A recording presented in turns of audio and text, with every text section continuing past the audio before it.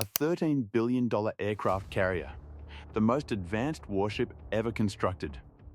70 combat aircraft, 6,000 sailors, nuclear-powered, protected by destroyers, cruisers, and submarines. And somewhere beyond the horizon, 1,000 drones are inbound. Cheap, expendable, coordinated. The carrier battle group has approximately 300 anti-air missiles total across all escort ships.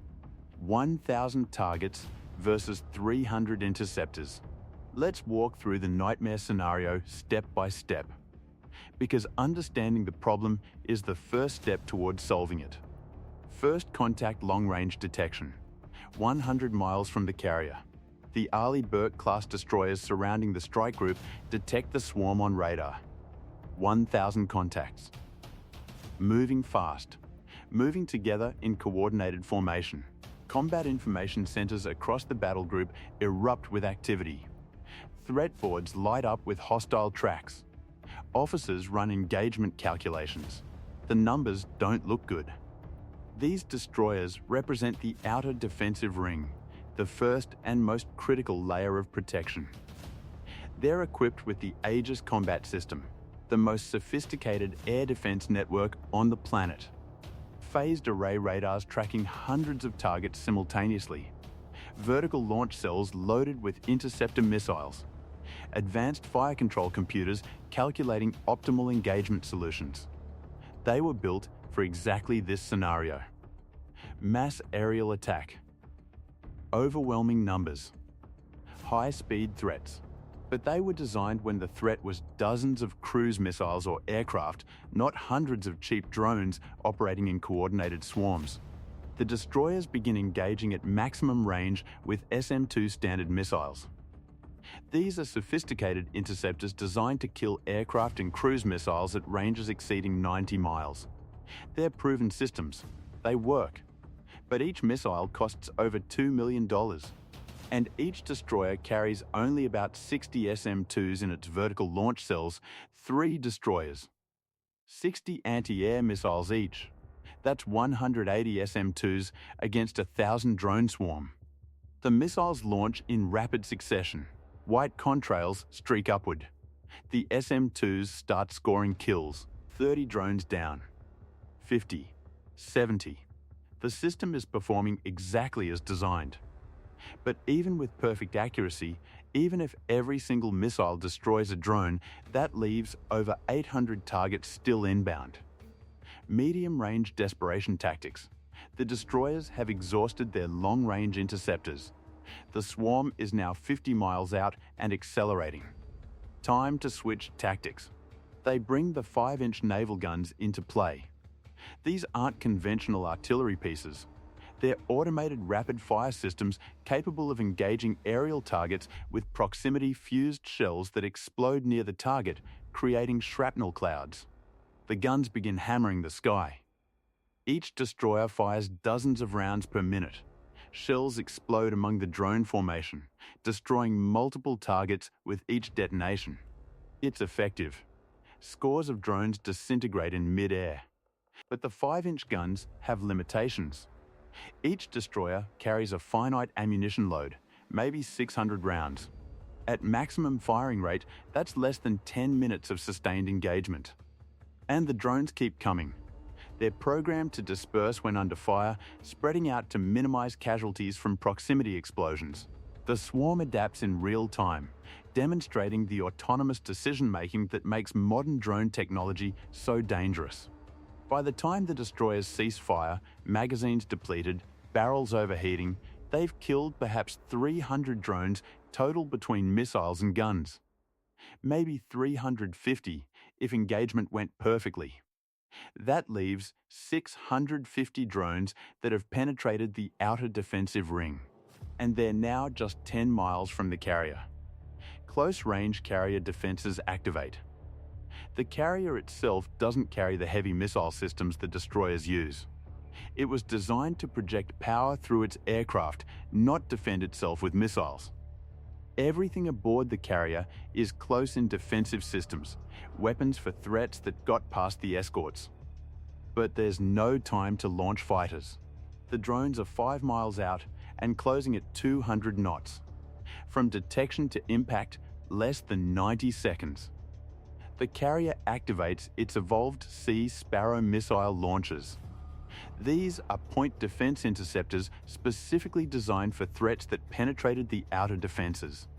Each launcher holds multiple missiles. They ripple fire outward in rapid succession. The SM missiles are incredibly agile, capable of impossibly tight turns to intercept maneuvering targets. They're small, fast, and deadly accurate. Simultaneously, the carrier fires its rolling airframe missiles. Ram launchers hold 21 missiles each. They're fire-and-forget interceptors that lock onto the infrared signatures of incoming threats. They launch in volleys, seeking heat sources autonomously. For 60 seconds, the sky around the carrier fills with missile contrails. SM and Ram interceptors crisscross through the drone formation, scoring kills with nearly every shot. But then, the launchers go silent. Every missile expended. Between SM and Ram systems, the carrier has killed approximately 200 drones, which means 450 are still inbound, and they're now less than 2 miles away. Final defense Phalanx engagement. This is it, the absolute last line of defense. Multiple Phalanx close and weapon systems scattered across the carrier's superstructure. Each one looks like a white R2-D2 unit, a self-contained autonomous gun mount. The Phalanx doesn't wait for human authorization. When threats get this close, it independently identifies targets, calculates firing solutions, and engages. No human in the loop. Pure autonomous engagement. When Phalanx fires, it sounds like reality tearing apart. 4,500 rounds per minute. 75 bullets every single second. 6 rotating barrels blur into continuous streams of 20mm depleted uranium shells traveling at 3,000 feet per second. The tracers look like laser beams, solid lines of light reaching toward incoming drones. Where those lines touch, drones disintegrate. The Phalanx tracking system identifies, leads, and destroys targets in microseconds. It's shooting drones so fast, the engagement looks effortless. But there's a problem. Each Phalanx mount holds exactly 1,550 rounds. At 4,500 rounds per minute, that's approximately 20 seconds of continuous fire. 20 seconds. That's all the ammunition available. The guns fire until the ammunition drums run empty. Smoke clears, and there are still 200 drones in the air. Impact mission kill. 200 drones dive toward the flight deck. Aircraft are parked there, fueled, armed, ready for launch operations. One drone impacts a Super Hornet loaded with JP-5 jet fuel. The explosion is catastrophic. Fire spreads instantly across the deck. Fuel tanks rupture. Ammunition begins cooking off. Secondary explosions chain across the flight deck as ordnance detonates. The carrier isn't sinking. Small drones don't carry enough explosive to actually sink a supercarrier through hull damage. But they've mission killed it. The flight deck is engulfed in fire.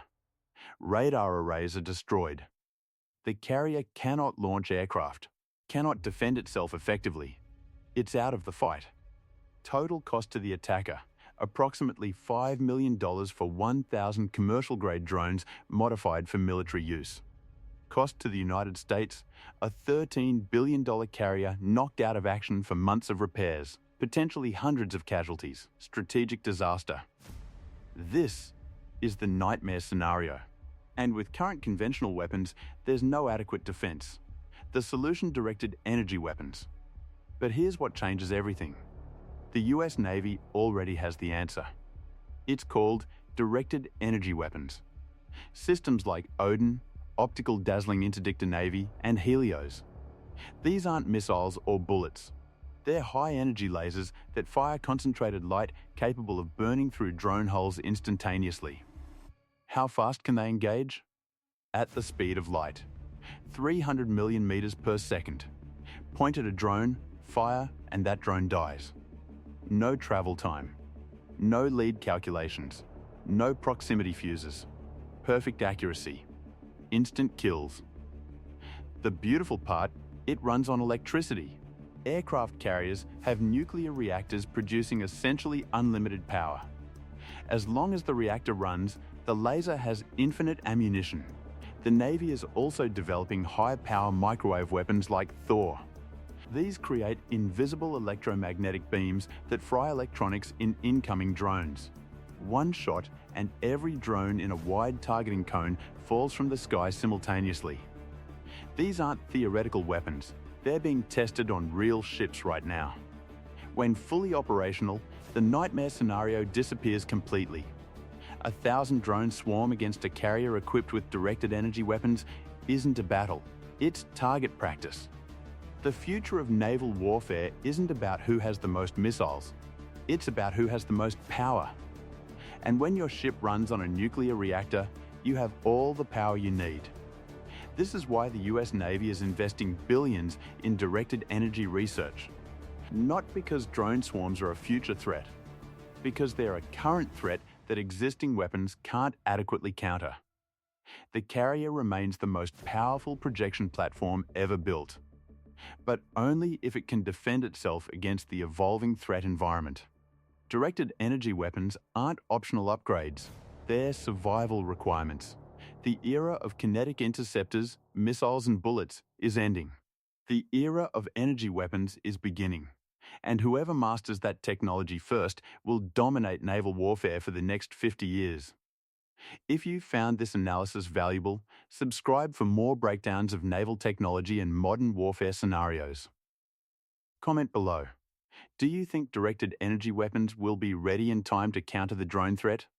Or are we facing a gap where carriers remain vulnerable? The technology race is accelerating. The threats are evolving. And the future of naval power depends on who adapts fastest. Thanks for watching.